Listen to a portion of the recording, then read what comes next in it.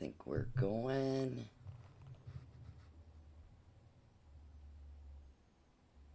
I see we are streaming on Facebook and it's sending data to YouTube. Hey, everybody. I hope everybody's doing well today. Can everybody hear me? Let me know if you can hear me okay out there. And how's everybody doing? Who is ready to start making a quilt? I am so excited about this. So, if you did not see last week's stream, we are going to do a 13-week course. Let me make sure my chat is coming up. Say hey if you're in. Let us know you're in here. And let us know where you're from.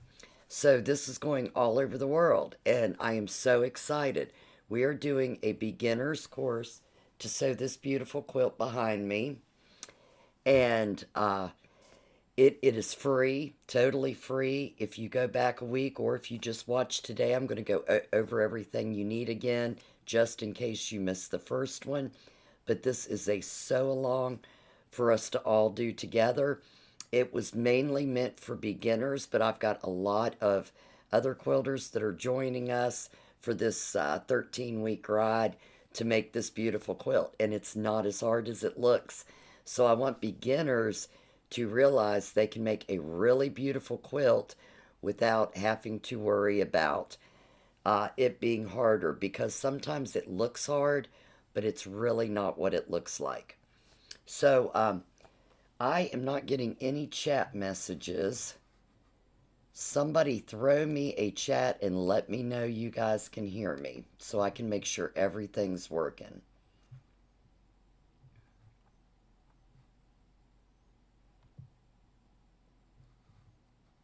I hope the chat's working.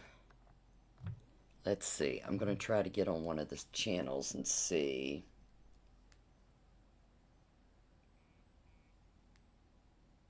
There we go. Sharon Kincaid's on. I see Facebook is working. Now let me see. And there's Regina Myers. And Regina, I see you got that tension working. Thank goodness. Sandy, you just throw out messages on there, and I'll try to keep up with them. And there is Quilting Carnivore. I think that's Karen Warwick. All right. Hello, Sharon. Hello, Regina. There's Sandy Wilmoth from Philippi, West Virginia. We've got Sharon in. She is from Weston. Sharon, I think. Sharon Kinney is from Salem. And we have Ohio in the house. So glad to have you guys here today. All right, I'm just going to go over a few of the basics first. Number one, welcome to Living the Dream Quilt Shop. We're located in Bridgeport, West Virginia. We've got a Facebook channel, now a YouTube channel. So if you like what you see here today, make sure you hit the subscribe on YouTube. Hit the notify. That way you'll be notified every time there's a new stream, a new tutorial, a new podcast, and we're going to be putting out a lot. There's Diane Workman from Philippi. Hey, Diane. Good to see you. Ann McMillan, Carlisle, PA. Welcome in, Ann. Glad to have you. So make sure you hit that subscribe button on YouTube. On Facebook, you can hit the follow and the notification button so you'll always see us. All right, Dottie Dillon's long arming. You're fine, Dottie. The great thing about this quilt along is people from all over the world, no matter what time of day or night, can jump on, watch the video, and make comments. Now, let me tell you the one thing I found out about YouTube. So, there are two different kind of comment sections on YouTube. There's the live chat section, and there's the comment section. So if you're watching us after this live has aired and stopped, you can also, 24 hours later, you can double click on the comments and you'll see chats to the right. So you can switch it to the live chats, see what everybody put on there, questions people ask, or if you're on your mobile phone, you can swipe to the right and the live chats will come over after 24 hours. So you can't see them at the same time. I wish YouTube would fix that, but That's something else. Okay, so there's just a few things we need, and I hope everybody has them that's going to do it with us today. It is just the basics. So I'm going to switch cameras here.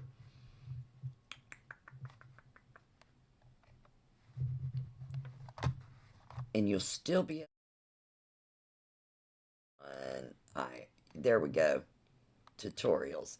Okay, so hopefully you can still see me in the corner of your screen and you can see my work area. So I made this so I don't have to switch the camera around a lot. Let me get this cord out of the way.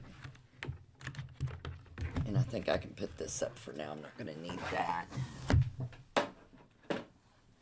Okay, so here, number one, I've got my material. So what I had everybody get for this tutorial, there's Karen Bush from Alabama. She's actually from West Virginia. She keeps leaving us for cold weather. So what I have is I have 4 blenders. These are things that, here is my focal fabric. They are fabrics that go well with my focal fabric and they blend in. So I can do all of my different blocks and I can catch, this is going to be my border, and I'm also going to have a few of my blocks that include this fabric to make it all come together. Then I have my background fabric, and as you see in the quilt behind me, you don't always have to use a white or a light as your background in your block. You can use any color you want, and this is going to be your quilt. And I hope we have a lot of beginners that are doing their first quilt. My son Seth is going to set up a place where you all can post pictures of your blocks as you do them, and everybody can see the different colors, the different color combinations in these quilts, and see all of these beautiful quilts that are being made all over the world. So, with the blender fabrics, you need 3/4 of a yard, maybe only a half a yard, but I wanted to give you guys extra for the beginners in case they needed to do extra cuts or they didn't cut something quite right, so you would have plenty to finish your quilt. Now, the background fabric. I didn't use as much as I thought, so you really only need 3/4 unless a lot of people like to use white in every block. So if you think you're going to use your background in every block, 3/4 would be good. And a lot of people, if you all can see in my quilt, here is the border. A lot of people like to put a small border in between their quilt top and their border of their background fabric. So there would be like a 2-inch white border there on that background, before that background fabric. So if you want to do that, save out about, let's see, so that quilt was 1, 2, 3, 4, 5, 2.5. So about 15 inches of your background fabric if you want to put that extra border in. And then for your focal fabric, for the fabric you want to use for your border and maybe some in your quilt, you're going to need at least 6 times 5, 30 inches for your border. So I told everybody 1.25 yards. That way they would have enough to have fabric left over to use in the actual blocks if they wanted to. Otherwise, if you're just wanting to do your border, 1 yard will be plenty. Okay, what else do we need? I'm going to set my fabrics over here to the side. An ironing pad or an ironing board. Anything that you can iron on to press our pieces. And an iron. You need a trusty, dusty iron. Any kind of iron will do. I'm going to use a bigger iron because normally I would use a small iron for my smaller pieces and a larger iron when I'm ironing or when I'm pressing my rows and my actual quilt top. But I want people to see you don't need a whole bunch of stuff to make a quilt. So I'm going to be using one iron only to show you that's all you need. Set this to the side. And I tried to make this all in one station, so I need to pull some stuff out here. Rulers. So I told everybody last week there's a lot of different rulers. There's Mary Beth from Wisconsin. There's my son Kenyon. Kenyon, you going to join in on making a quilt? Yes, you are the boss of your own quilt, Karen Bush. Great one. Linda Utt from West Virginia. Welcome in, Linda. These are called square up rulers. And square up rulers are really important when you are making a block. We're going to be doing 12.5 inch blocks. And they are very important to lay on top of your block to cut around to make sure your block is the exact size you need it. And when we are cutting different, let's lay that down there. When we're cutting different blocks out, these come in very handy to lay on your fabric and cut it to the exact size you need it instead of using a larger ruler like one of these. Now these rulers are 24 inches. They are used when you're cutting your longer lengths of fabric. So on this quilt, you are not going to need that. They do come in handy for the borders, though. So if you have one, that's great. If not, we can work with your square up ruler. And this is a replica of the block we're going to make today. We're going to be doing the 12.5 inch 9 patch. This is one of the simplest quilting blocks that's out there. And to get people started, especially for the beginners, I wanted them to see how to do their seams, how to nest seams, how to get that perfect 1/4 inch seam. So I thought today would be the best day to start off with one of the easiest blocks and just show everybody how to get that. And I'm going to go back to this screen real quick. And just to show you all, in our quilt right here is our 9 patch. And look how beautiful that looks in the quilt. It is just a simple block. You can make a whole quilt with it, and it turns out beautiful every time. So that is going to be the first block we are doing today. So is everybody ready to get started? Kathy Durr. Hello, Miss Kathy. Tell everybody where you're from, Kathy.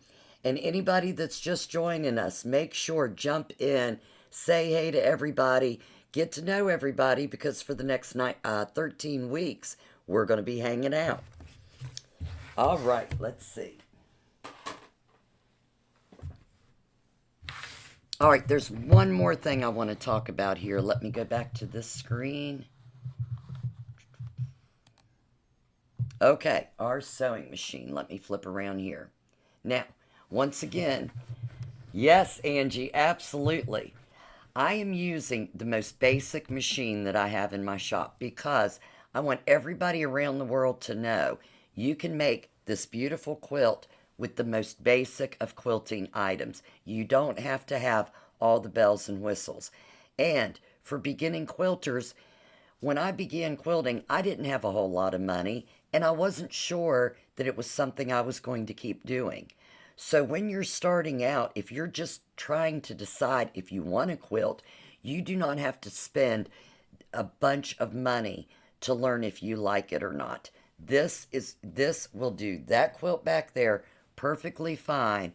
And then if you get the quilting bug, like so many of us have, then you can start trading up and getting all the machine you want with all the bells and whistles on it. But I wanted to do it on something basic so you could see it doesn't take all the bells and whistles to make a great quilt. Now, the wasabi tape. As you can see here, I have this tape on my machine, and what I did, lost my fabric already. What I did was I just took a small piece of fabric and I sewed a seam on it. And I measured that seam with my ruler. So let me just go ahead and do that.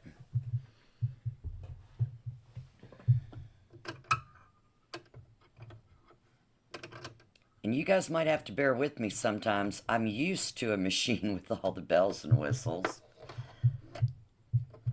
So what I did was I just sewed a seam right on the corner of my my sewing foot.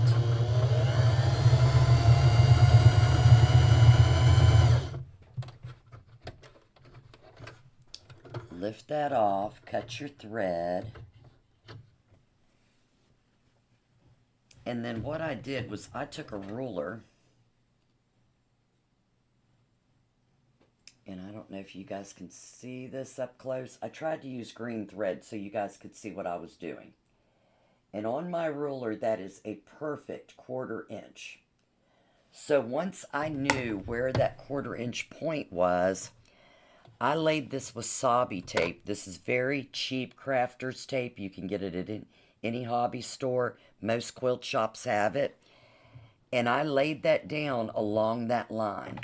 I put your, once you get that 1/4 inch on your fabric, put it back in your machine, put your foot down so it holds the fabric straight, and lay your tape. You can use painter's tape. You can use, they actually have 1/4 inch tape that most quilt shops sell. Lay that tape down there in a line. That way you have a line to follow so you can get that perfect 1/4 inch seam.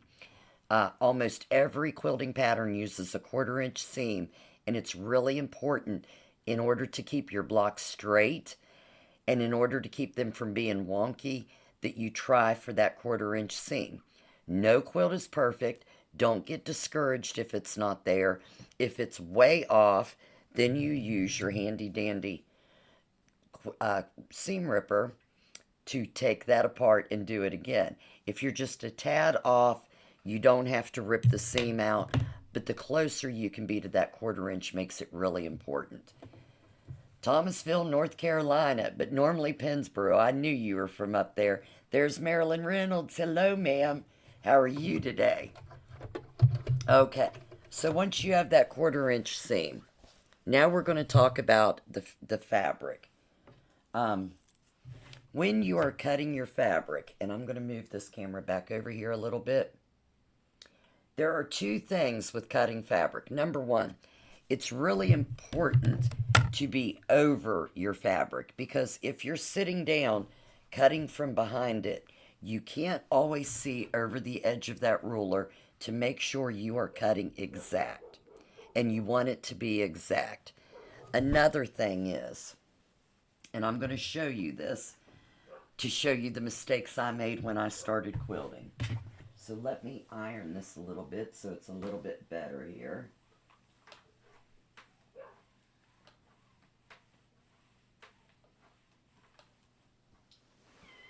So we're getting ready. The first thing we are going to cut is our border fabric. And depending on the length of the ruler you have to cut this border fabric, because your border fabric is going to be 44 inches long. So most people don't have a ruler long enough to cut this big length. We're going to have to fold it over and cut it like this. Now, when you fold your material over, like so, you need to make sure that it is even at the bottom. And I'm going to show you what I'm talking about. So when you fold it over, let's say that there's a little piece that is stuck out like that, and you're not aware of it, and you fold that fabric over. I think it just went back into place. I shouldn't have ironed it. Let's see. Okay. So number one, I can feel that there's a lip there. So I know that there is something wrong and this isn't folded nicely. And let me show you what happens.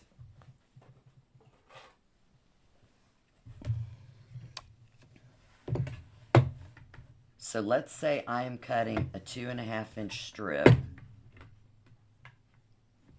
And I'm going to have to stand up for this one. I always have to stand when I cut fabric. It's a habit. So I'm going to flip this around. And that fabric just wants to go back in place. It's like, no, you're not cutting me right. No.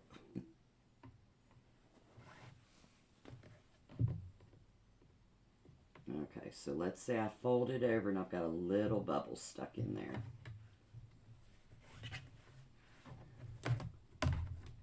Now, I'm going to cut my 2.5, let's say I'm cutting the 2.5-inch borders. Now, when I unfold this, if you can see that, it's thinner down here and then it bubbles out and goes back in. So I do not have an even, I'm actually a 1/2 inch off up here at the top. Let me hold that right on that line. So I'm going from 22 1/4 to almost 23 5/8. And that's how out of line that shape is. So you want to cut it. You want to make sure when you fold your fabric over that it is straight. All right, Dottie, good job. Love you too, honey. All right, so now we're going to go ahead. I'm going to move the machine over a little bit.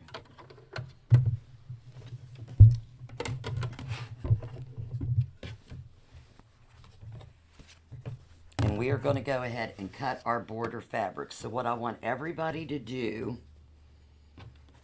is lay your focal or your border, the fabric you want for your border out. And we're going to open it. Down here at the bottom is your selvage.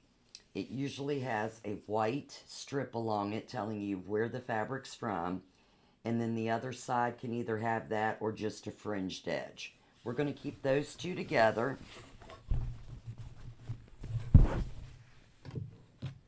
So that we've got a length of about 22 inches right here. And then I am going to very carefully fold this in half. And when I do, I am matching the top edges so they are even with each other.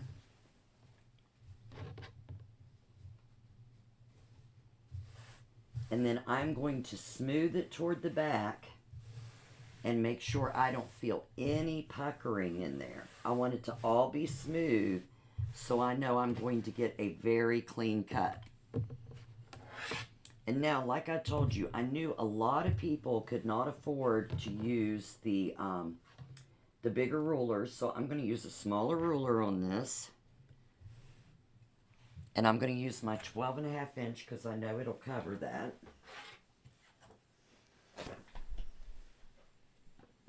And we are going to cut 6 inches. But the first thing I'm going to do is I'm going to line this up along my mat.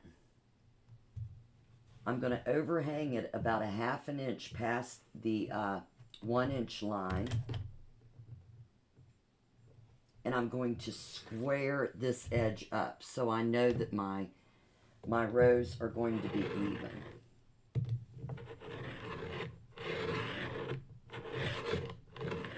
And if anybody has any questions, you just throw them in the comments.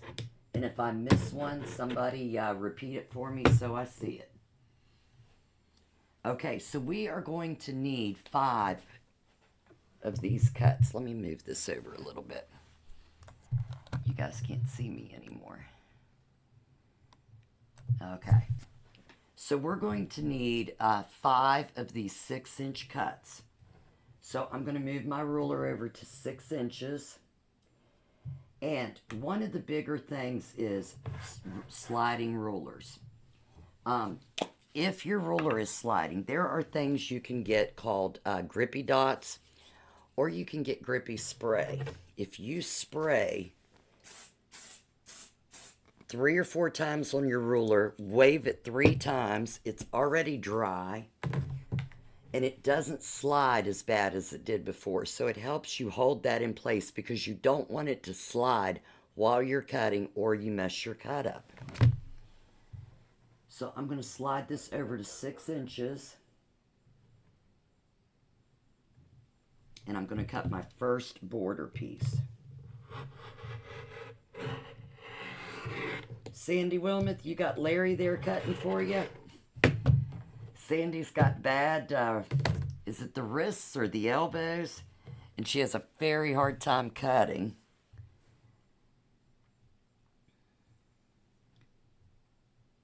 All right, I'm going to make my second cut. And the reason we're going to go ahead and cut these borders out now is so they are out of our way and we know how much border fabric or focal fabric we have to do the rest of our quilt with. I'm going to line this up again. And sometimes when you're cutting with these rulers, you might need to zero it out again to make sure your edge is straight. My edge is still nice and straight. All right, Sandy's cutting it herself. Good job, girlfriend. I can't wait to see these blocks and see all the colors people are using in these.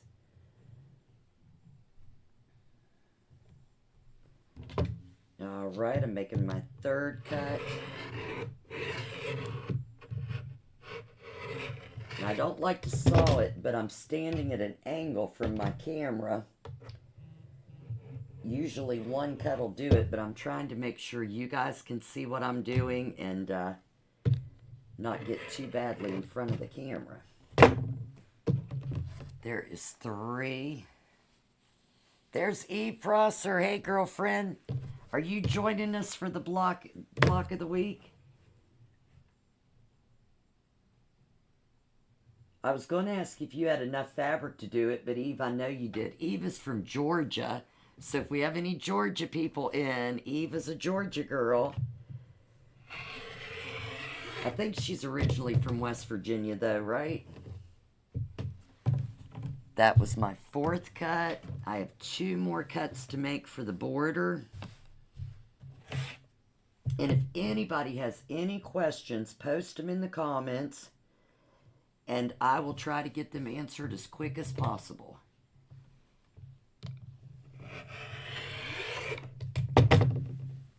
I might have had them on 1, 2, 3, 4. We only need 5 of these. So there is my 5th one. For some reason I was thinking 6, but it's, let's see. 1, 2, 3, 4, 5. Maybe it is 6. Let's go ahead and cut 6 just in case. And if not, we'll have some left over for a block later. But I was thinking 30 inches, but something's tickling my brain. Make sure that's nice and smooth and even, and do my last cut.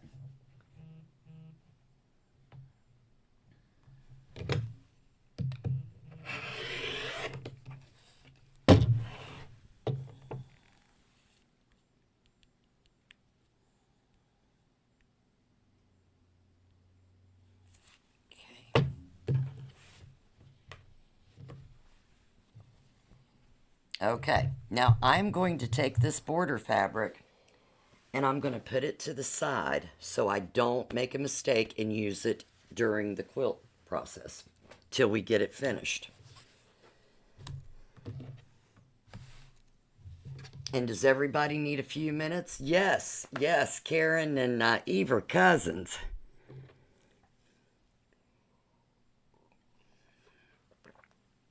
So see, Karen, now for the next 13 weeks, you and Eve can sew together. All right. So I will give you girls just a minute to finish the cutting of your borders. Everybody doing okay with it?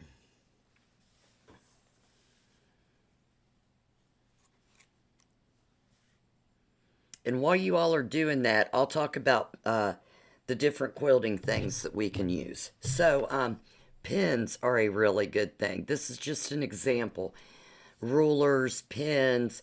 There are so many different things out there for quilters. It can all be very overwhelming. And pins are just one of those things. There is these pins that are for, you can iron over them. They're very thin. They're very sharp. These are really good. And there are different types of pins. You've got longer pins, shorter pins. I like the longer pins. These are an inch and a half. Yeah, an inch and a half to pin my seams with. And you'll see we're going to pin some seams today.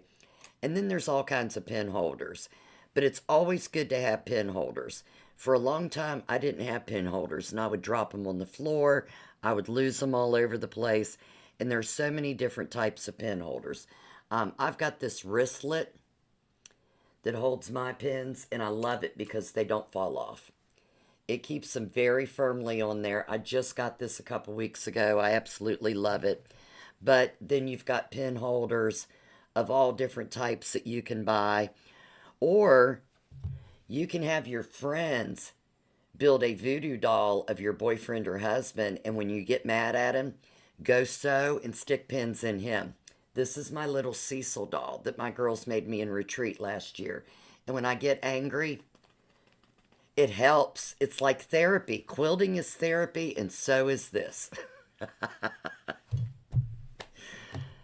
So there's all kinds of things you can buy to quilt, but you don't need a whole bunch of stuff to start out. And that's the point I'm trying to make with this class, is to show you some different things that you can use and that are handy, but you don't need to have everything just to do a quilt. Okay, so if everybody is caught up with cutting their 6-inch border pieces, now we are going to make our first block. And here's a replica of what we're going to be making. And since everybody is using their own colors, this is your quilt. You get to decide what you like, what looks best. None of us, I don't believe, are using the exact same materials. So with mine, I decided to use my border and focal fabric as my center block. And then because we've only got 4 of the other colors plus a background, you can pick whatever you want to put around it. You don't even have to use your focal fabric in the middle. You can use it on the sides or not at all. So now you need to look at your fabrics and decide which ones you want to use in your very first block. Now, what you can do, and I'm going to start cutting mine out and show you. So what I like to do is I like to keep my fabric where I've got it on each side. I'm going to lay it out. I've already ironed it, and I already used my best press on it. And you don't have to use best press, but this is a starch, and it makes your fabric a little bit stiffer so that it's easier to work with. And you just spray it and iron it. It also takes wrinkles out really well. So I love best press, but you don't have to use best press on your fabrics. Yes, we do. A sewing retreat sounds great, Karen. So what we are going to do, we need 9 4.5-inch squares. And that's what we're going to have to cut. So I hope you guys can see this okay. I'm using my 4.5-inch line. And if you have trouble seeing your 4.5 inches, you can take your wasabi tape and you can just place it right down your ruler to the 4.5. The only trouble I have, and I've seen a lot of girls do this, I put it on the inside of my cut if I need it, because I want to make sure if you have it on the outside of your cut, you can't see if your fabric's hanging over. So if you need that, I would put it on the inside of your cuts, just like this. And then I'm going to tear off the extra that's going over the 4.5 there.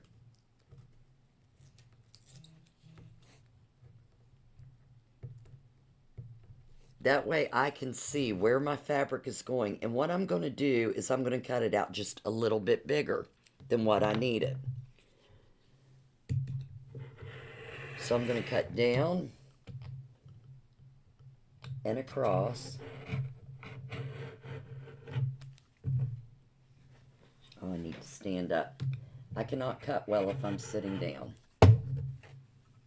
Okay, now I'm going to get this big bulk out of the way.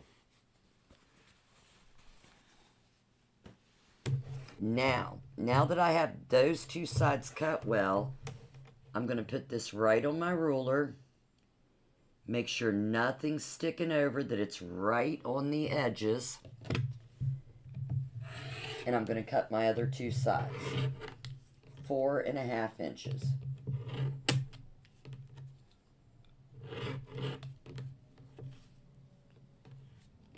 And now, even though I may not use both of these pieces that I've got two pieces that I can play around with. Hey, Debbie Novak, how are you, sweetheart? Good to see you. Debbie's another West Virginia girl. All right, so what I'm going to do now, and I don't think I'm going to use my background fabric, my white background fabric, in any of these 9 that we're going to do today. So I'm going to cut 2 each of my focal fabrics, 4.5 inches. So you girls cut yours right along with me, and you'll see that I've got some cuts in my material. When I did the quilt behind me, I knew that I was going to do one along with you all, so I cut double the fabric so I would have enough to do both quilts. So that's why you'll see some cuts in my fabric. So I'm going to lay this out flat. And now you have to watch, like here on mine where I've already cut, you can see there's an overlap here. So I'm going to cut about a 5-inch block to get rid of that overlap, and then cut it down to size.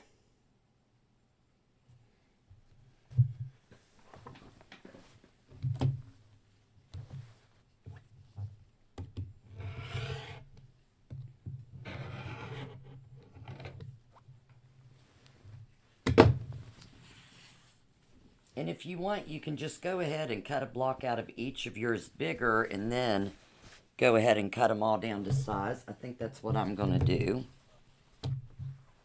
Everybody doing okay with it? And if you're just coming in and you let us know where you're from, say hey. We love having new people in here. And this doesn't look very well ironed. I'm going to iron this piece again.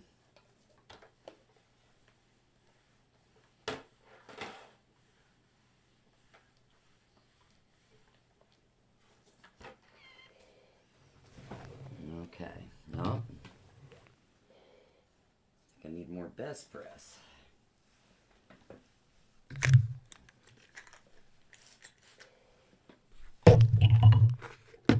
And I just hit the mic. Sorry, you guys. Did that wake you up?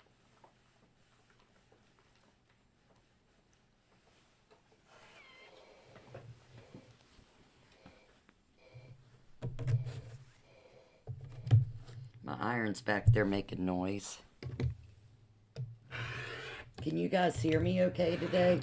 How's the mic today?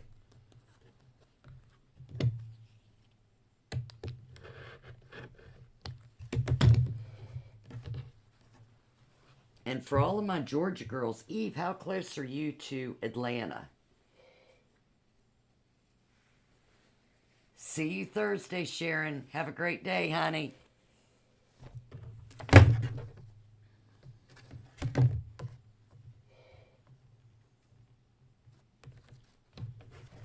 Okay, now I'm going to flip that around, line it up with my ruler.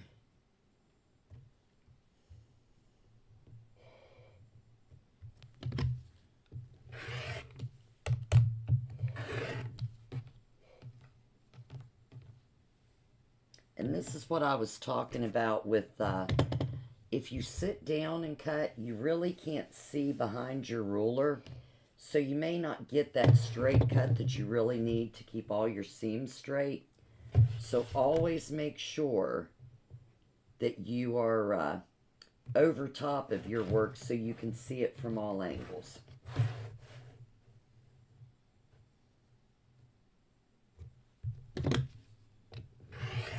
And these are 4.5-inch squares that we're cutting out of each of our materials to make our 9 patch.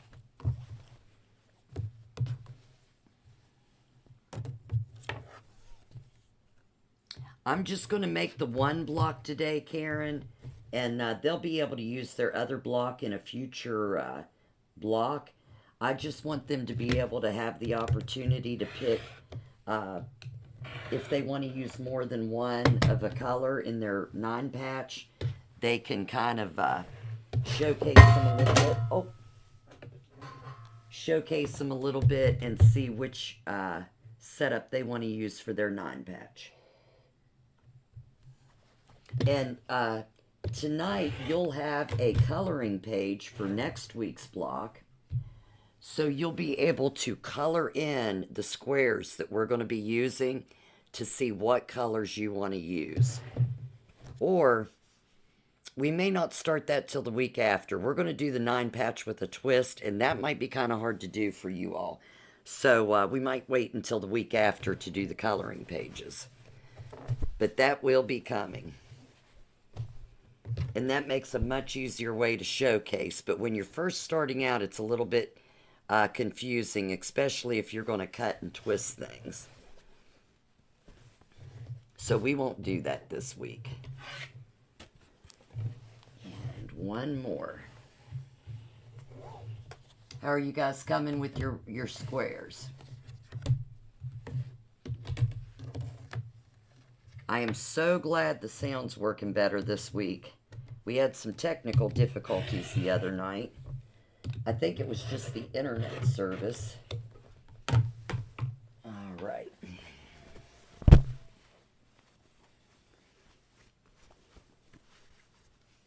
Sandy, how are you doing? Are you doing okay with the cutting? Everybody, Diane?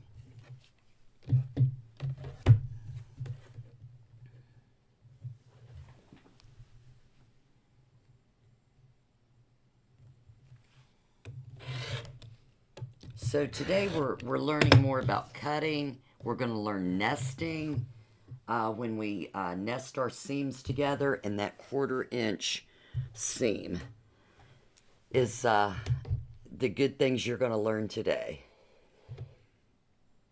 4 more to cut. All right, Karen. Oh, yeah, I got all mine. Okay, 1, 2, 3, 4. Okay. Let me get a drink of tea. Everybody got their drink out and handy? You're fine, Sandy. You go ahead. And for you girls that once you get your square cut, this is what we're shooting for. So you can make it any way you want to make it. And in fact, if you wanted to cut 4 of one block and have it in each corner, or 5 and have it in the middle, kind of like a die, like a dice, you can do that. So when you get your squares cut, just start laying your squares out and see what kind of a look you want for your block. And you can trade them in and out. This is your first block. You can do it any way you want it. There is no rules. The only rules are you have to like it. So I'm trying my darker ones in the middles and my lighter ones on the outside to see if I like it that way.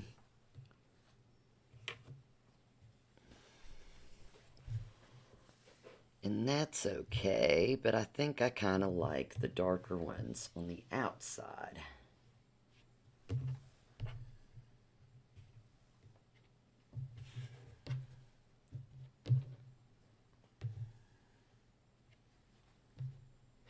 Let's see how I like it with... You can make it any way you want to make it. I think I like it that way. And this time I've put the 2 orange up here, and I've put the 2 pink down here. In this one I had everything across from each other, and I like that too, but I think this looks pretty. So I'm going to go for this one today.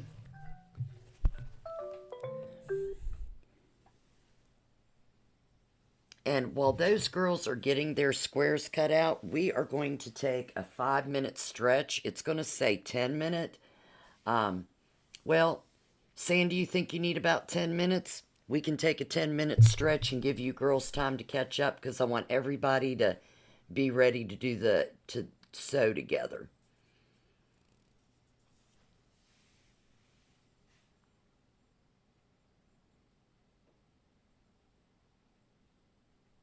Okay, that's fine.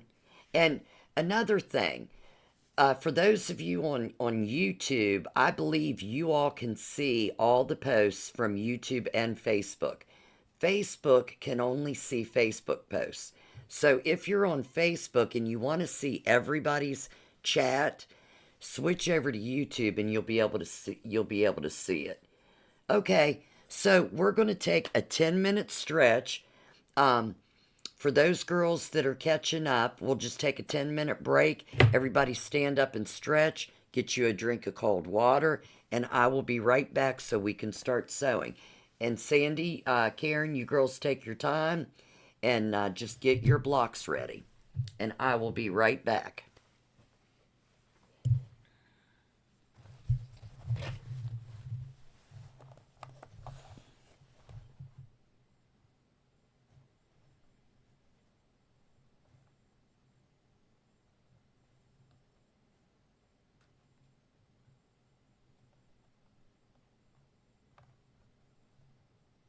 I thought we had the break on here, but we don't have the break on here. Okay, I will be right back, girls. You just get everything ready. You can't see anything on YouTube. It should be streaming on YouTube. I've got 8 people on YouTube. All right, everybody get your blocks ready. I will be right back while the other girls catch up. We will be back at 4:57.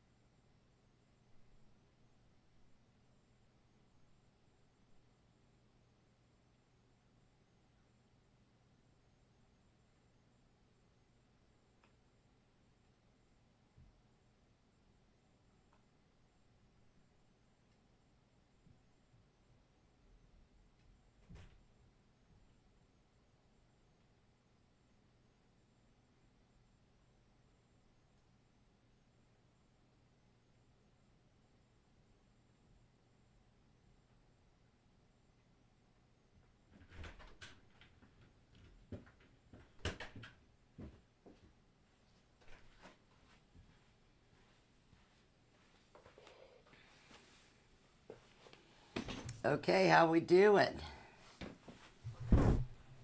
Let's see. You can see me, but no comments. Did that help, Sandy? Did you find the comments? And did everybody get caught up with where we're at?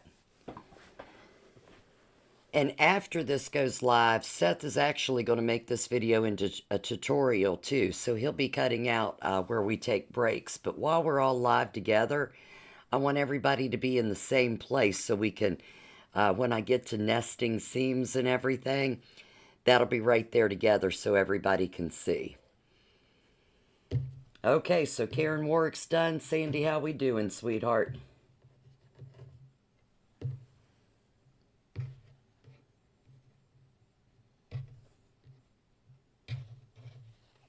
Everybody else up with us?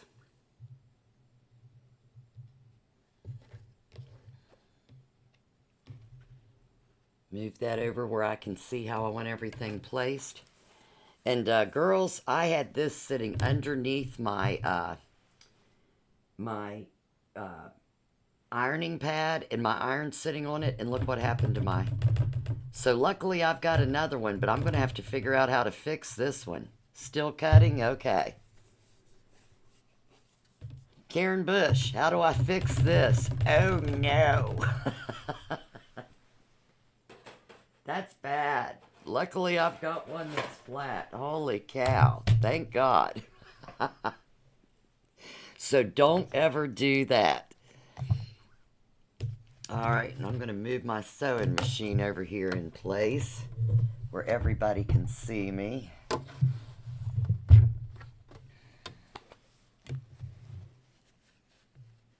Everybody got their blocks laid out the way they want it?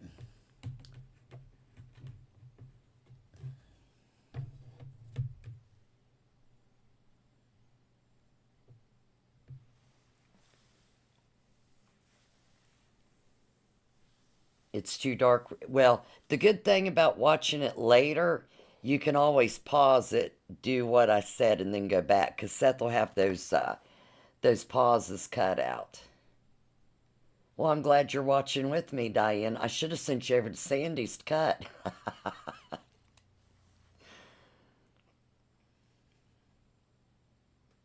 How many more do you have to go, Sandy? Seth, are you on here? If you're on here, tell us how the girls can put pictures of their blocks when they're done, where we can put them so we can all see them.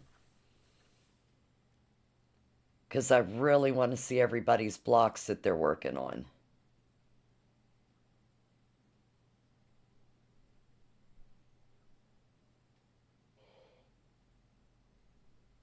Okay, so we'll go ahead. Is everybody else caught up at Sandy?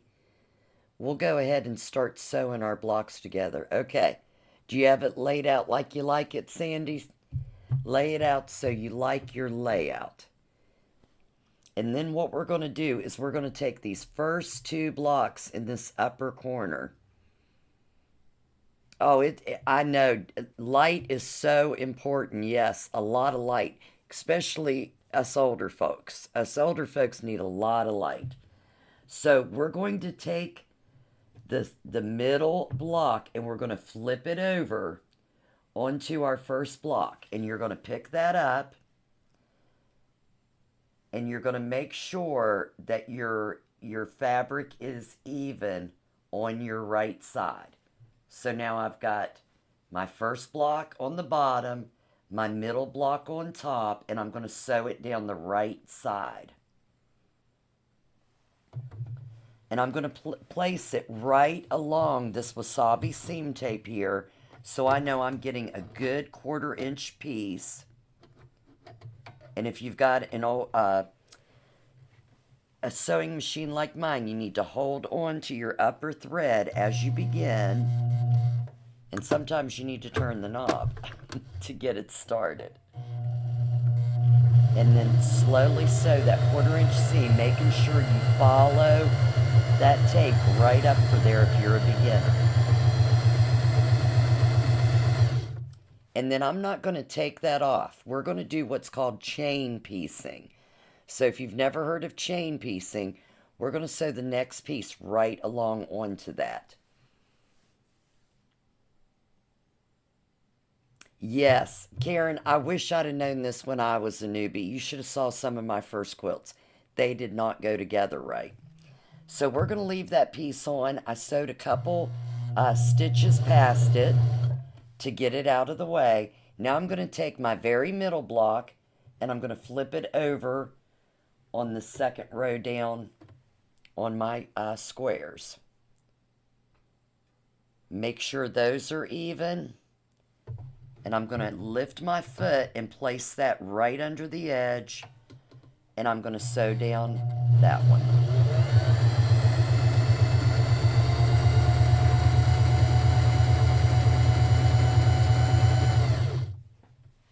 And I'm going to do the same thing to these two bottom ones.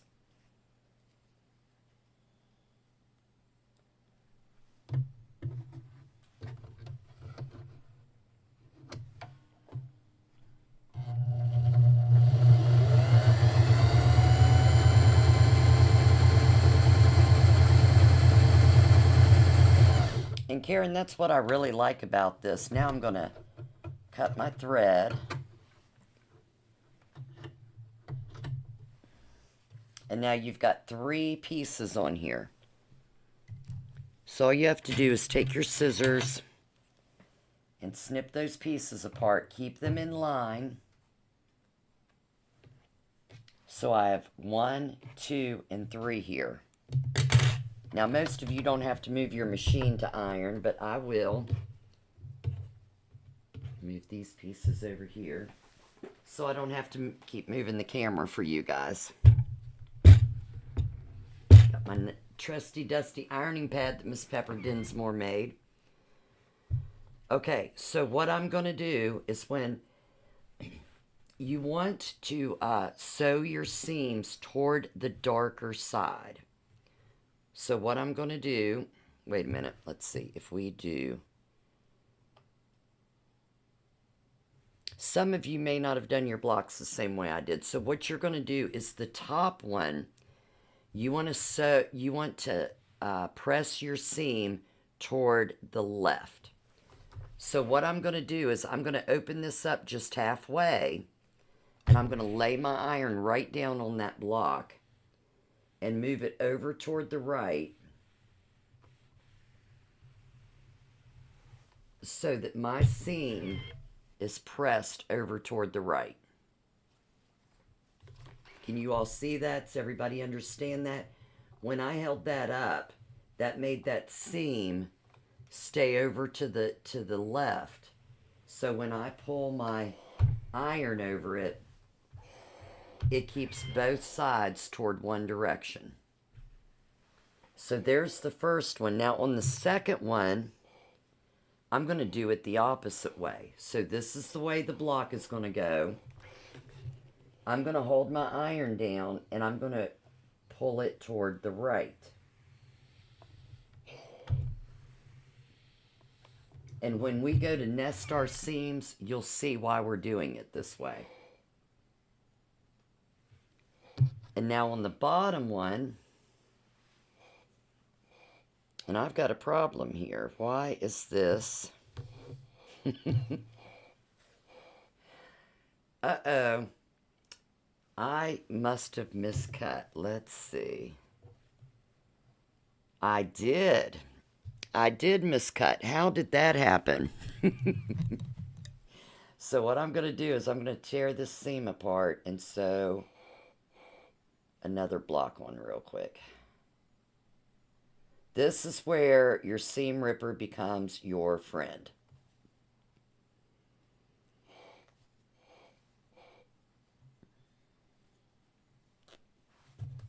So when I cut my 2 pieces together, I must not have had that matched up good.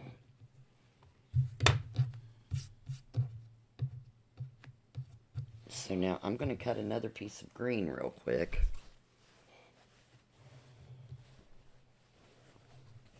And sew that on there.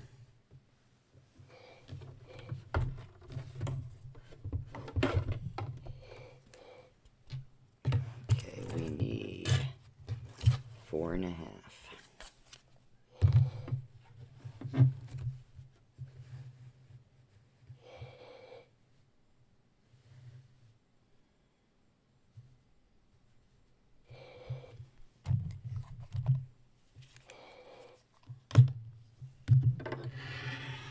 I think my iron's laughing at me. It's making noise. I do believe it's laughing at me.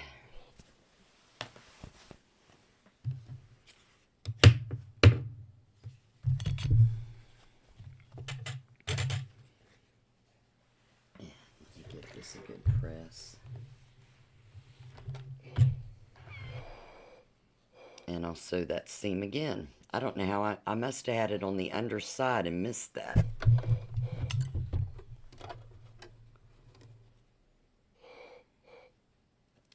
Line my material up. Now everything matches.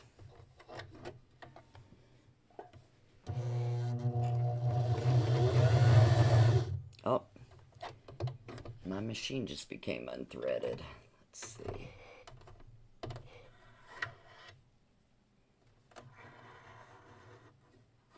Welcome to the Lucy Show.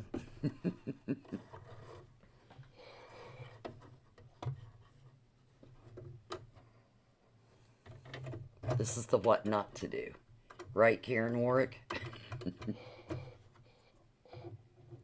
And is Sandy joining us today? Sandy, Karen's sister, not Sandy Wilmoth. Sandy, if you're out there, I misses you very much.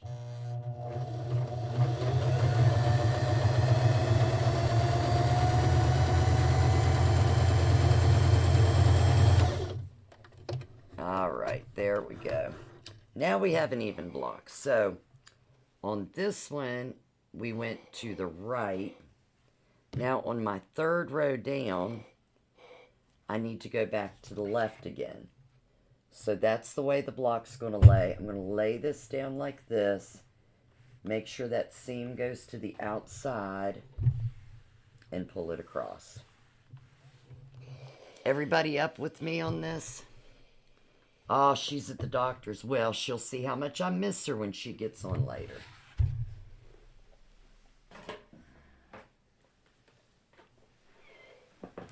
Okay, so has everybody got the first 3 sewn together? Let me know if you're up with me. Did you use your seam ripper a lot today? Yes. Thank you, Debbie. It's got to be your best friend. All right, let me lay these blocks back out. There we go. I don't know how that matched when I had that laid down there. That is so odd. Oh, well.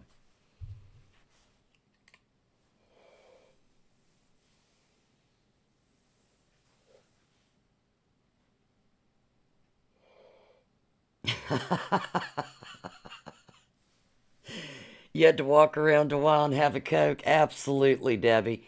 Debbie, it's been a couple weeks ago. I sewed the same row on a quilt wrong 3 times. The third time I said, okay, I'm too tired, I'm going to bed. I sewed it upside down all 3 times. I couldn't believe it.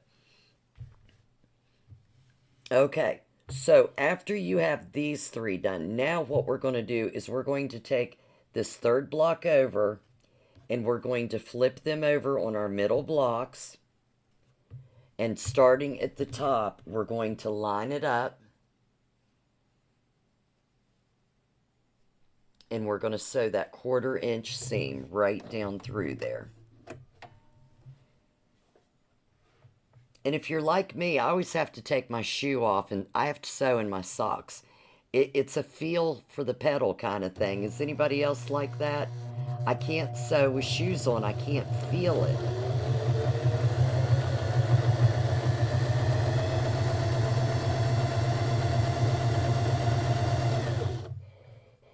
And so a couple extra stitches. Now I'm going to pick this one up. And you know you're holding it right if you've got that bottom block sticking out down there. This especially comes in handy if you're sewing fabric that needs to be one direction.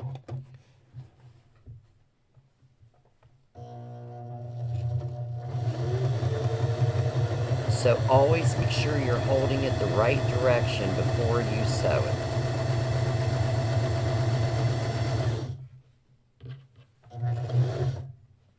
And then with our third one, we're going to sew that right down.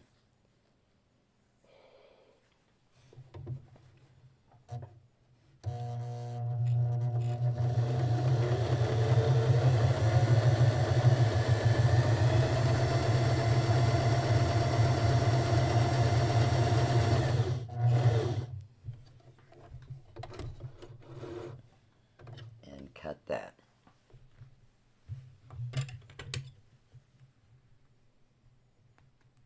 Yes, you, Sandy. And I'm going to lay these out to make sure I've got them sewn the right direction.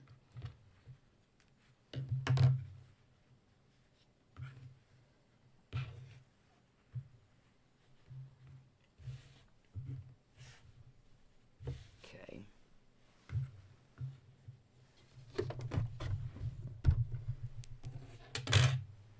And now what I'm going to do, I'm going to move this out of the way. You guys don't have to move yours, but let me just pile them. I've got first row, second row, third row piled on top of each other.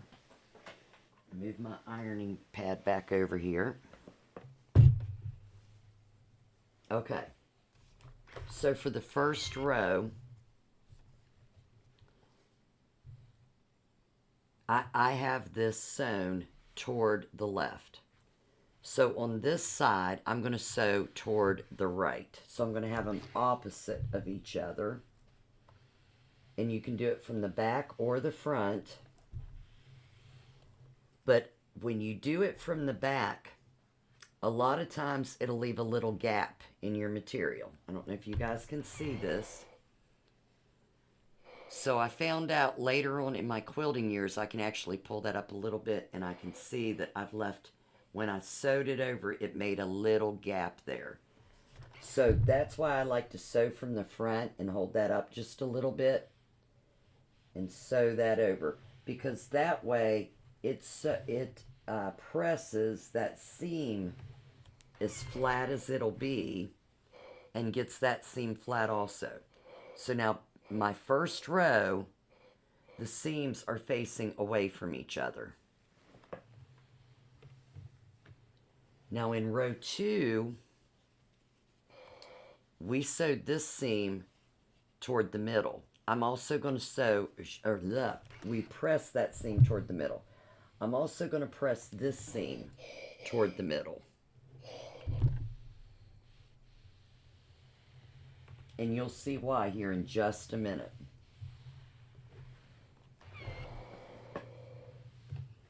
And in the last one, it's going to be just like our first one was. We sewed that seam toward the outside. We're going to, I keep saying sewed instead of pressed. I can't get it out of my head. I'm going to press this seam toward the outside also.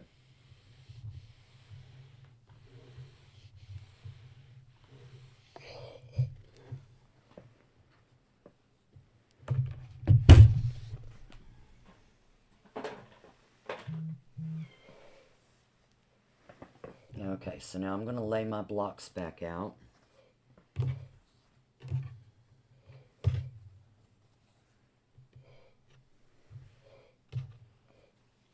And you could still switch your rows around if you want. If you wanted a different direction. I think I like that way. And does everybody have their pressing done? Let me know when you're caught up. And if you're just joining us, I see a few more people have come in. Let us know who you are, where you're from. We love to see who's quilting along with us. If you catch this later, Seth's going to be cutting out the pauses and the lags. But while we're all sewing together, I'd like to have everybody together and everybody caught up so we can all learn and sew as we go.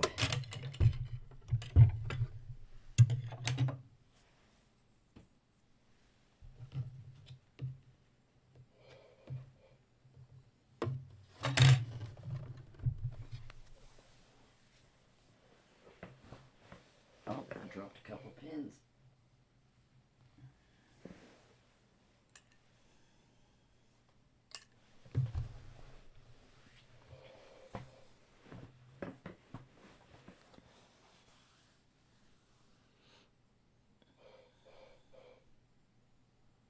How's everybody doing?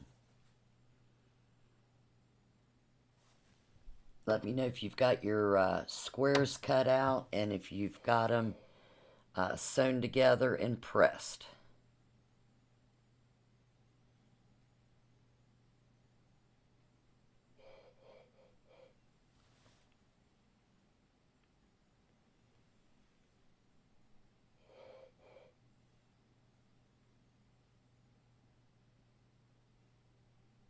And next up is nesting seams. So this is going to be a really good one. Took me a while to learn this one, but once you get the hang of it, it is easy as pie. And the only reason it took me a while to learn it is because I was afraid to ask. Don't ever be afraid to ask.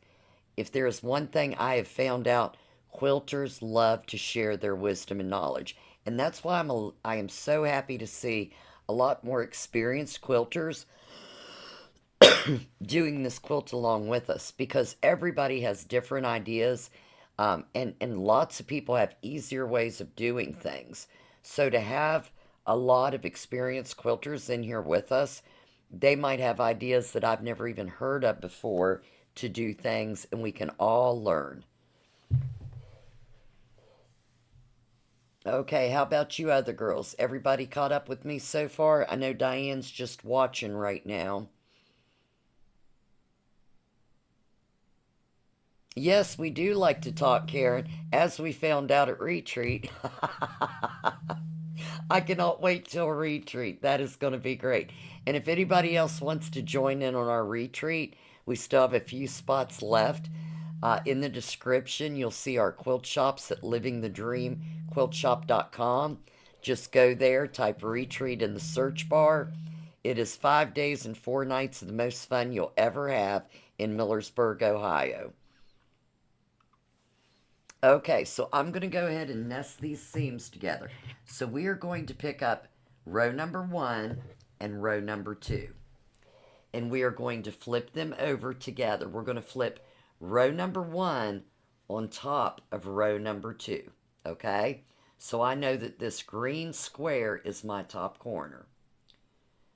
Now, I hope this camera will get this close enough. I'm going to grab a pin off of my pin holder. And I'm not going to worry about this edge over here. What I'm going to worry about right now is where these two seams meet. So I'm going to walk this up. I'm going to hold it right here where they're together. And I'm going to walk that right up so that at the top they are meeting. I don't know how well you can see this. But that's the reason that we have one set of seams going one way and this going the other, because it's so easy to meet those up because there's actually a little pocket that they fit in together. And if you can see my green thread on here, I thought it would show up a lot better than that. On the back it does. I'll do it from this side. Maybe. I should have used black thread. I cannot believe that didn't show up any better than that. I actually have green thread and it looks white in my screen. Okay, so what I'm going to do, my seams are nested right there.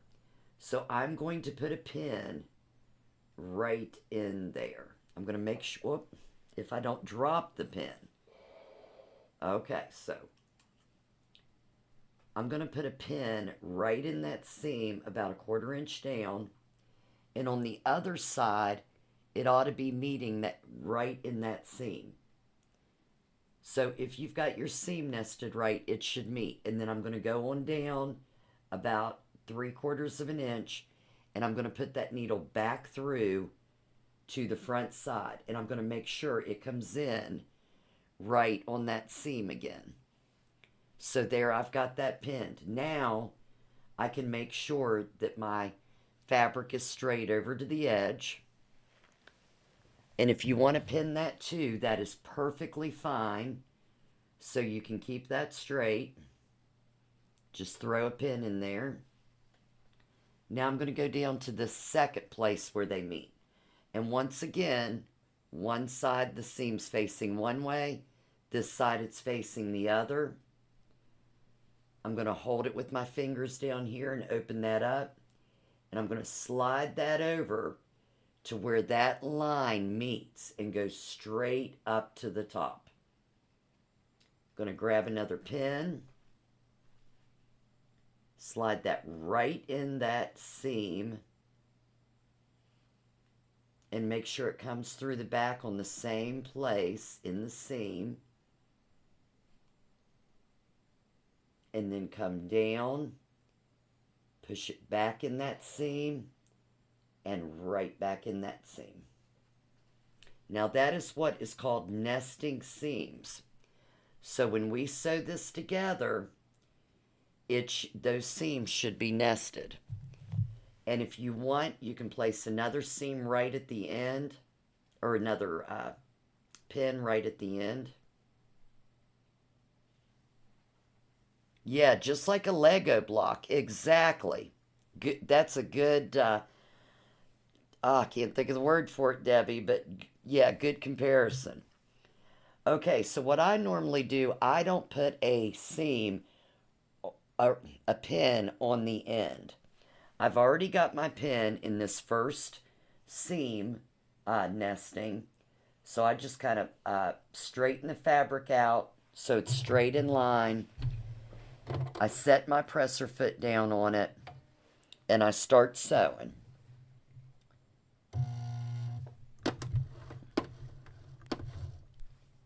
So I'm going to sew up to about 1 inch away from my pin.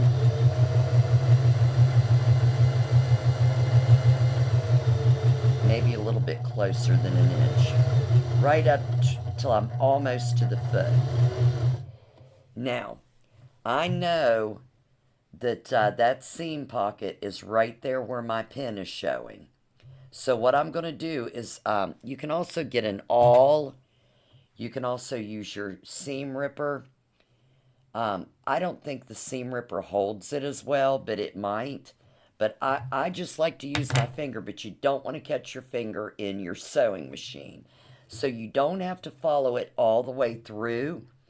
I just kind of push down a little bit with my finger so it holds that seam in place. I hold the fabric back behind the seam. I'm not sending my finger through the machine. But once it, and my seam's kind of coming up there. Lift my presser foot and foot a little bit. Just let it go. And let it sew through that. Now I'm going to sew on up to the next one. Okay. My pin is right there in front of the foot. I don't know how well you guys can see this. But it is right here in front of this foot.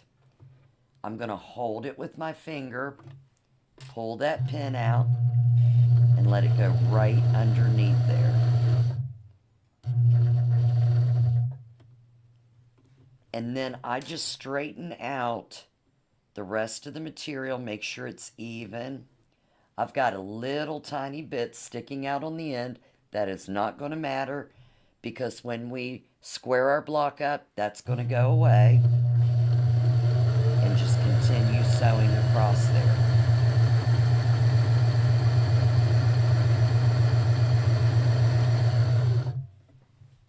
And now I'm going to open up and see if my seam's met. And there my seam met. And there my seam met. It's a little teeny tiny bit off on this one. Maybe a stitch off. But if I hold it back here, Can you see that? It's not bad at all. So I'm going to go with that, and what I'm going to do, go back to your ironing board.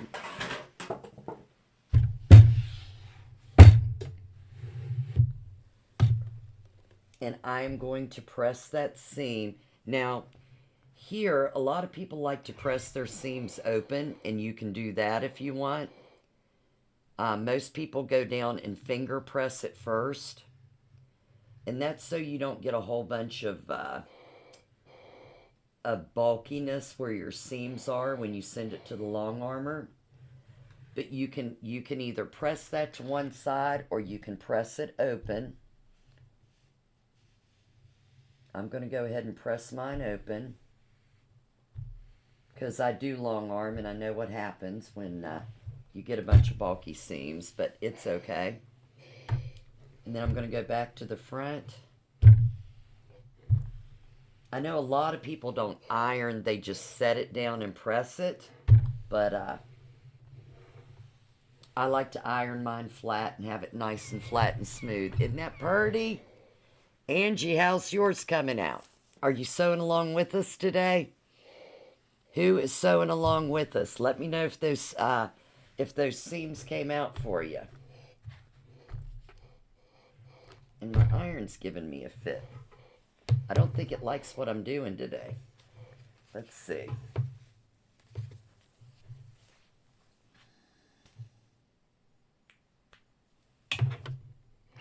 There we go. Okay, now, I don't know if any of you noticed, but when I set this block down, I set it down backwards. Now, that is something all right, good job, Angie. So, make sure once you get it pressed, you put it back in the position you originally started in. You've got your middle block, you've got your edges the way you wanted it. So when you sew this third row on, everything is just like it needs to be. Otherwise, you're going to be using your favorite friend, the seam ripper. So now I've got mine laid out just the way I want it.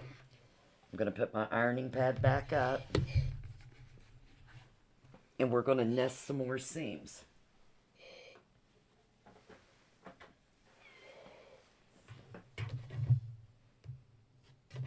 All right, so I'm going to flip the top over onto the bottom row. I'm going to hold my fabric up, and I'm not worried about the edges meeting. I'm worried about the seams meeting. So once again, the seams are back to back. I'm going to walk that up through there, and then I'm going to push that pin in and make sure it comes out at the back seam, right on the seam. And that's the thing. Like, let's say that when you come on down, you push it in on the seam, but when you come out maybe 1/4 of an inch off the seam. Your block is going to be wonky. It's not going to fit right when you try to hold your material together. So it doesn't have to be perfect, but you want it pretty straight with those seams to hold your fabric where your fabric needs to be. So then I can straighten up the edge, and then I'll go down to my next seam. Make sure the fabric's straight with each other, hold it below, open it up, walk those fabrics up so the seam is against the seam. They'll nest right in there. And then I'm going to put that pin in, fold it down, come right back through that seam. And I promise you, the more you practice with this, the better you get. And I will tell you this, in that top block, let's see, you guys can see it up there. In this block up here, the first one I did, one of the seams is not nested. Can you see it? No, you probably can't. You might be able to pick it out if you get up really close. So that is the biggest thing I want to get across to beginners, and that's why I left 4 mistakes in this quilt. Every quilt has mistakes. Nobody is going to get up this close to your quilt except maybe a long armor. When they come into your bedroom or they walk into your living room and it's across the couch, laying across the bed, hanging on a wall, they're not there to pick out mistakes, and they would have to get really close to see the mistakes. So as a beginner, do not get discouraged when you have a mistake or something doesn't meet exactly right. In the end, probably you're the only person that's going to notice that mistake. So don't get discouraged about mistakes like that. As long as it's pretty close, it's going to come out fine. Your favorite friend is Marie, Angie? Aw, yes, she is, Marie. She sure is. That is a sweetheart right there. Okay, so once again, I don't pin the edge. I just, when I go to put it on the machine, I make sure that it's even with my material and straight. If it's sticking out just a tad, it is no big deal. When we square up the block, it will be right. Okay, so now I'm going to sew right down through here. We're sewing the 3rd row together. I am almost to my pin. I'm going to push down with my finger on that seam, take the pin out, hold it in place back here too. Once it gets up to the foot, let it go. And just go slowly. It's not a horse race. You don't have to go really fast. And the slower you go, the more the seams tend to stay in place.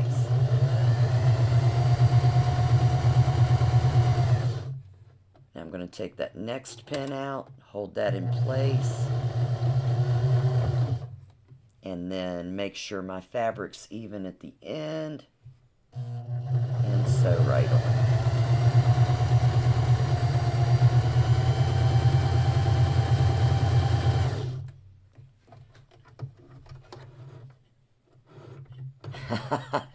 Close-ish enough-ish, I like it. That's right, Diane. If they see a mistake, they're looking way too close. Exactly. All right. So now I have my 3rd row sewed on, and I'm going to go ahead and press this one. How many people have their 1st row sewed on? And how did you do? All right, so I'm gonna sew this one open too. You can sew it to the side, it doesn't matter.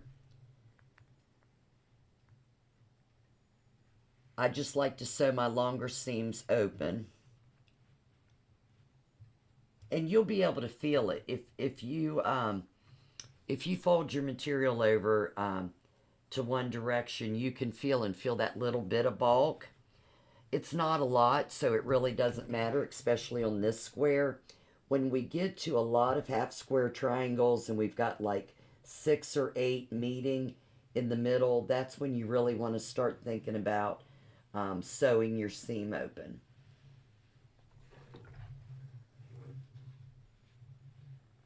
But to nest the blocks, it's much easier to have those seams sewed the opposite direction.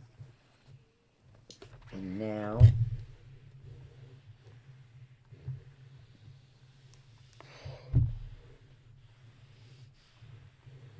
and it looks like, oh, 3 of my 4 corners met. I will show you guys my mistake. If you can see it there, I'm about a stitch off on that corner.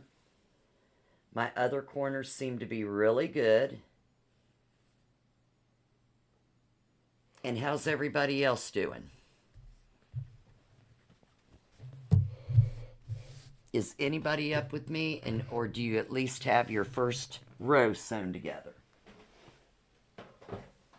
Sandy Wilmoth, where are you at, honey bear?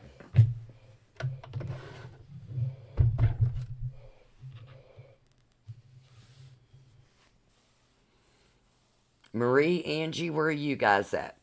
Did you get the first row done yet? Sewed on to the second row.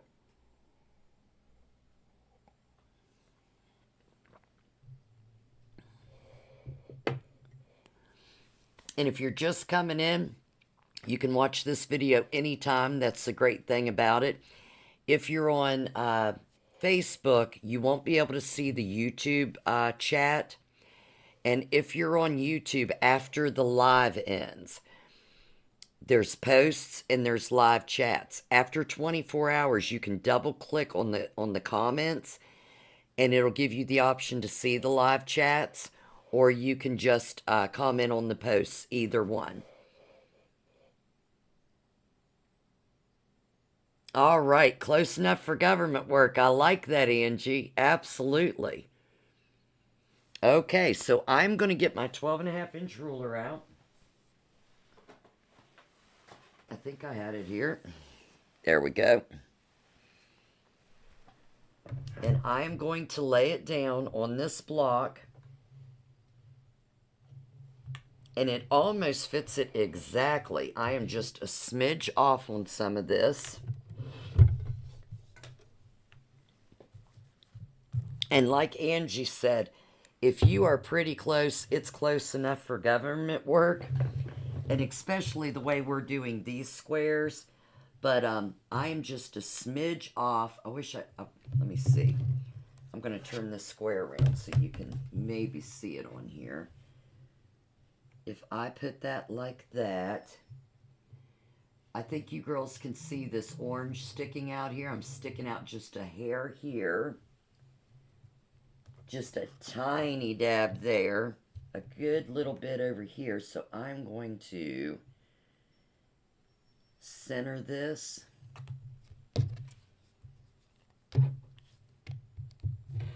And I'm going to square this off to 12.5 inches.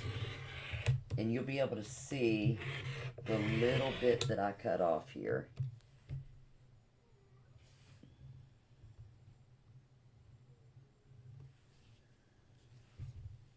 My ruler moved. If your ruler moves, move it back in place before you cut.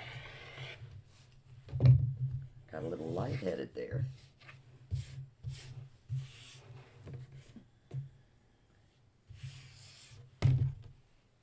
Okay, so here is my block, and here is the smidges that I cut off of it. So barely anything. So if you did not, government work ain't that close, Seth, you're too funny.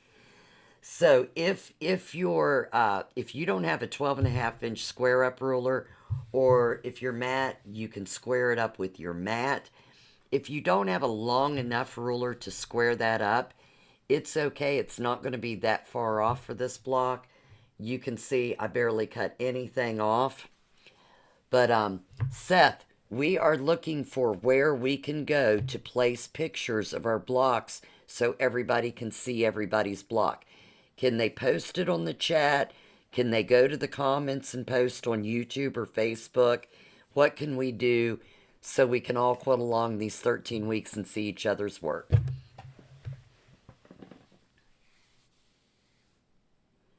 Oh, Marie, if you are doing floors, I've got floors, honey. Come on over. I'll put you to work, girlfriend. Oh, Sandy, how did it turn out? How does it look? Angie, tell me how yours is looking. Karen, I know yours is looking great. Karen is my new embroidery queen. She bought the CM17 off me, and her sister bought it off me. She got it from her sister, and Karen is going to town on embroidery. You posted it on my page? Let me go look. I'm so excited. I can't wait to see all these. Is it on the Facebook page, Sand? Let's see.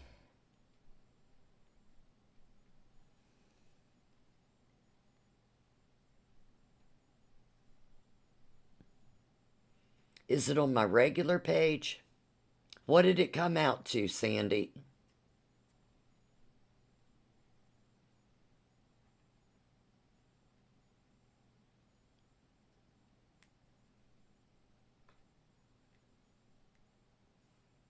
Let me look at my personal page. Did you put it on my personal one? Oh, she did. Ah, look at Sandy's. I love it. Can you girls see the texture on the colors? I love it, Sandy. Oh, wow. Oh, you're going to do a second colorway. Good deal. It actually went to my personal one, but Sandy, once Seth gets tells us where to put these, I'll put it up there. That is beautiful, and I love the florals. Nice, nice.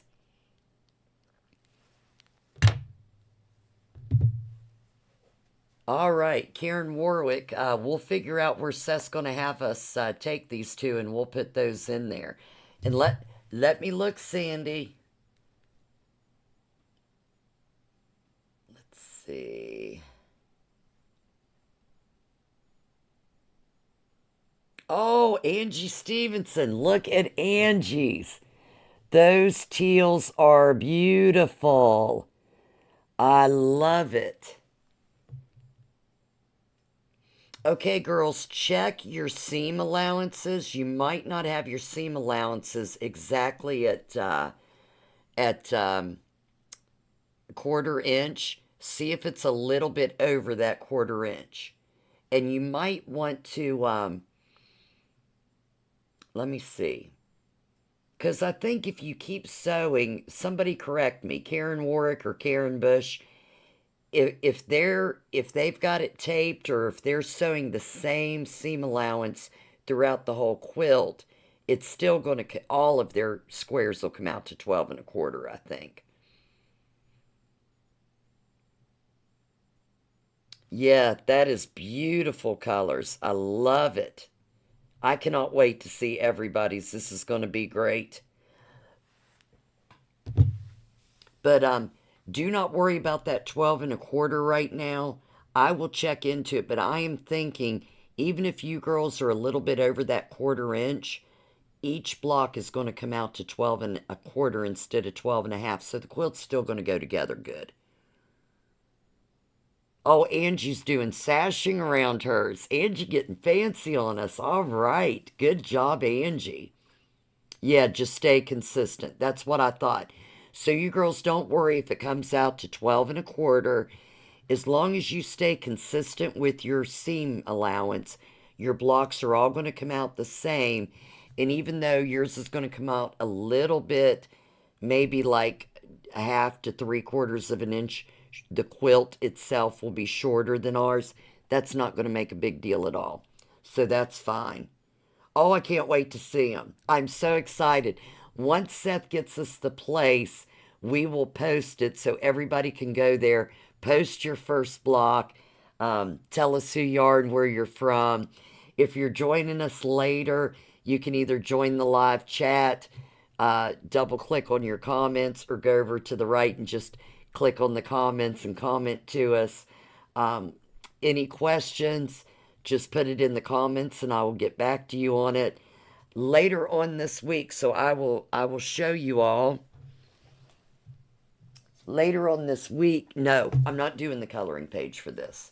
So you won't have a coloring page this week, but next week, this quilt right here, this is the 9 patch with a twist. We are going to have a little bit of fun with that. So if you want, no, don't pre-cut your blocks. We're going to have our blocks bigger because we're going to cut again and switch them around.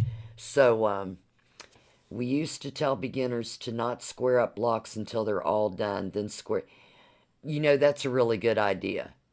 That's a good idea, Karen. See, that's why I like having not older quilters, more experienced quilters in here with us. That is a great idea. So if you don't want to square your block up with yet, let's wait until the end when we have all 12 blocks done.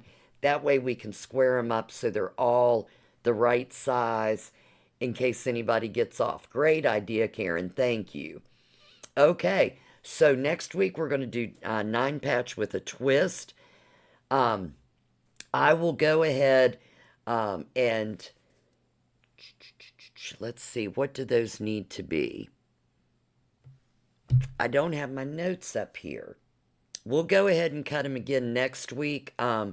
If you want the dimensions before next week, you can email the shop at livingthedreamquiltshop.com or get a hold of me. A lot of you girls know me. Just call the shop. I will get my notes, and I'll also put a post out that says if you want to cut ahead for next week, it's going to be 9 blocks, but it's going to be a different dimension. I'm thinking 5 inches. Yeah. Let's see. I cut. Was it one down the middle and one across?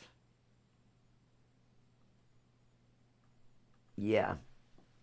So that would be 5 inches. So if you want to cut ahead, it's going to be 5-inch squares to cut ahead. Yeah.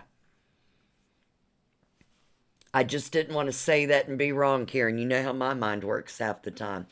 Well, thank you all for joining us. If you enjoyed this, please hit that subscribe button on YouTube and hit the bell for notify so you can see all of our live videos, our live sales, our pre-recorded tutorials, our podcasts. There's a lot going on at Living the Dream. And thank you all for living the dream with me today. And I hope you're all living your dream. Thanks for joining us. I'm so excited to see how many quilters we get this week. I will see you all in a week. And join me tomorrow night for our live fabric sales. It's going to be beautiful. I can promise you that. I will see you all soon. Love and hugs, everybody.